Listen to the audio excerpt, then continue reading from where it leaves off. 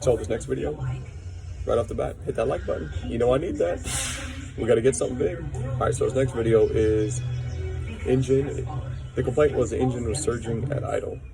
So common problem on Cummins, Detroits.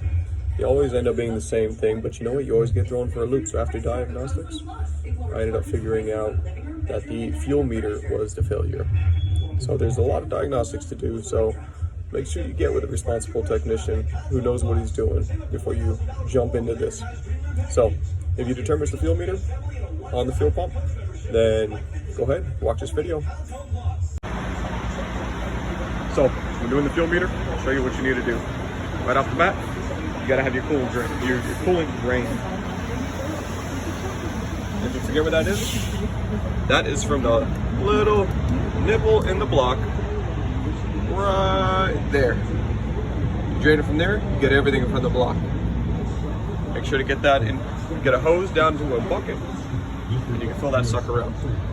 Right off the bat, let's set this guy up. You gotta remove these two fuel lines. Right there, and right there. Once you undo those, you can go ahead and pull this out, both sides. Yeah, you're gonna drain some fuel. So make sure you have a catch pan of some sort. Then you're gonna undo that clip and remove that sensor for the fuel meter. This is the actual fuel meter right there, which is mounted by 3 bolts. I'll take you a step further in a minute. All right, so for tools needed, obviously, your new fuel meter. That's what it looks like. There's the part number in case you need.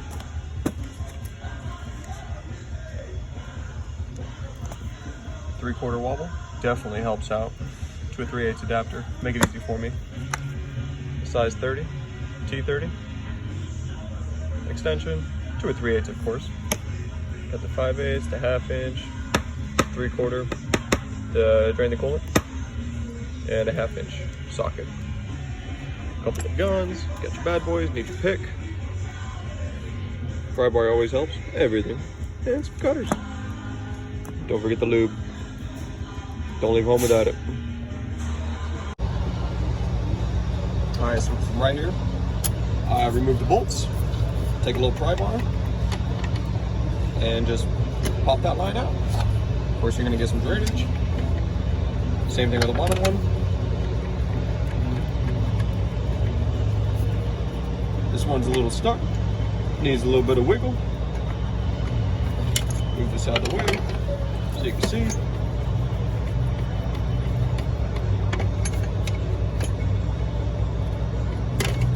That's it. Don't forget, these lines have O-rings on them, 2 on each side of the line. So 2, 4, 6, and 8. Don't forget, those O-rings must be replaced because it will leak. This one's been leaking, as you can tell.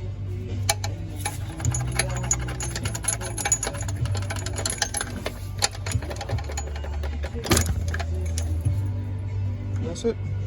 Take those lines off, set them aside.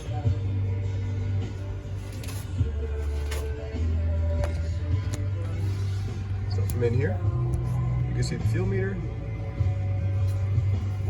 with 1 bolt, 2 bolt, and then there's one on the back side. It's really hard to get to, but you're gonna have to get to from behind there. So, see that bracket that's back there, that black one? That's what you're gonna have to remove. Those are what the 3/4 socket's gonna be for. So move that coolant line right there, the 2 clips, 1 clip on the top, 1 clip on the bottom there for the air compressor. Move that coolant line, move that bracket, and then you can get all access to that fuel meter. So, here we are, removing the coolant line. Plus, if you ever need to know how to remove this coolant line, it's the perfect time to watch. Take that clip, pop it up. Take it, and just pull it. Whatever coolant's left in the block will come out now. I like to put it down the side so I can get the other clip that's right there.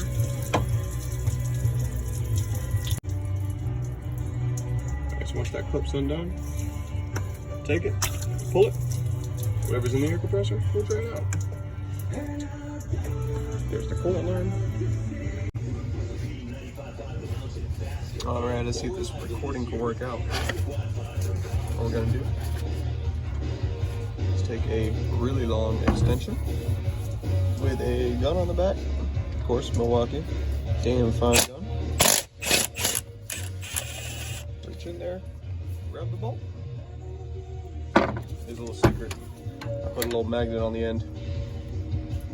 Jeep, ghetto, and it works. Get the top one.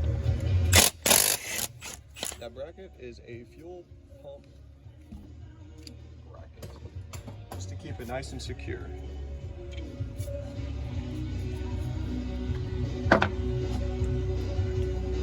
As for that clip, we're gonna pop it, pull it out, push it in, and pull it off. Too easy. What we're gonna do right here is get our ratchet with a 1/2 inch or 13. Make sure it's going the right way. Good to go. Get on.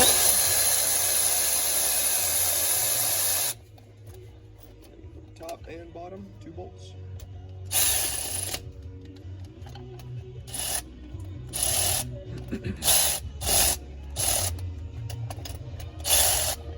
Spin it out. At this point, the bracket is free. Set that aside.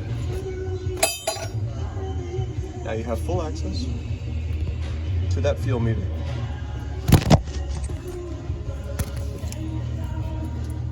Now you'll be able to see the back side. Get those 2 bolts off, get them on the back, you'll be good for that. We got that guy.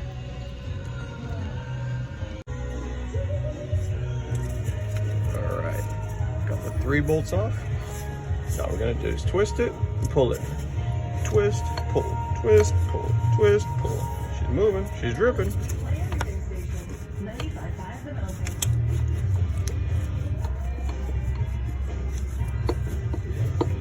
Eventually, it'll come off. I'll probably smack my hand. Every time, smack that hand. That's it. So once you get the new one, don't forget to lube that baby up. She is going to fight you. Right off the bat, don't forget to clean up the sealing surface. You're gonna regret it later. Same thing. Line up those bolt holes. Push that baby in. Then we can bolt it down and do everything in the reverse process. Bolt that down, get the bracket on, get the coolant line on, get these fuel lines on with new O-rings, of course. Prime the system using this hand primer. As long as there's fuel in that Davco, you can go ahead and use this hand primer. Pump up the system. It might be a little hesitant to start, but it'll be fine. And one on I-17 southbound in the ramp that leads to Alright, so as you can see here, fuel meter's on, connected, brackets on, tightened, coolant lines on, clips are down. So now we just need the fuel lines. O-rings were replaced. Went ahead, lubed this baby up. The longer one. It's gonna go right here.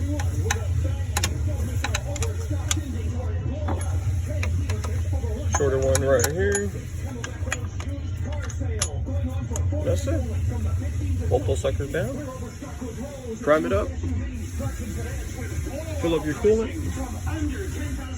Make sure you run all the air out of the system. Make sure you burp all the air out of the system. And you're good to go.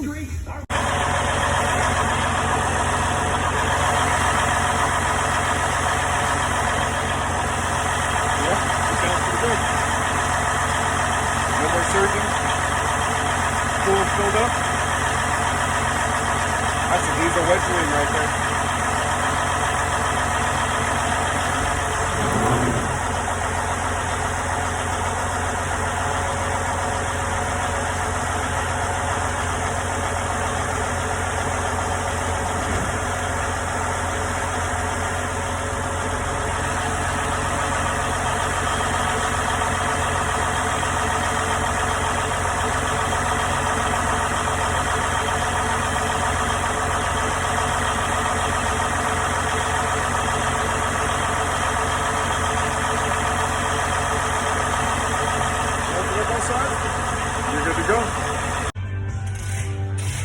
that's it. Truck done. Truck sounds great. No more issues surging. Customer's happy. I'm happy. Warranty's paying the bill. So fuel meter pays about 3.8 hours. So use your time wisely. Get your tools right. Know exactly what you're doing. Watch the video a couple times, and you'll have it done within an hour. Realistically, that job took me about 40 minutes. Draining the coolant, once again, longest part right there. Hope you guys enjoyed. Hit that like button.